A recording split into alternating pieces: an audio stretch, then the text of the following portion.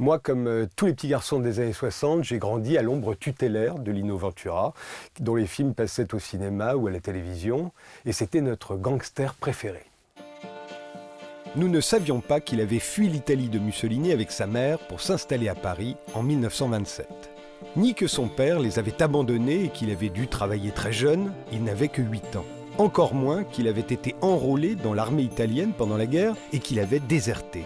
C'est à peine si nous avions entendu dire qu'il avait été champion d'Europe de lutte gréco-romaine et qu'il avait fait du catch sous le nom de la fusée italienne. Pour nous, Lino Ventura était acteur. Et quel acteur! Pendant ses 30 ans de carrière, de 1954 à 1984, Lino Ventura a interprété des dizaines de rôles de gangsters. Il s'est illustré dans les classiques du genre, comme Touchez pas au Grisby, Classe Touriste ou Le Deuxième Souffle. Mais il a aussi donné ses lettres de noblesse aux parodies de films de gangsters qui mariaient comédie argotique et série noire, une spécialité bien française inventée par Georges Lautner et Michel Audiard en 1963 avec les Tontons Flingueurs. Les cons, ça ose tout. Et c'est même à ça qu'on les reconnaît.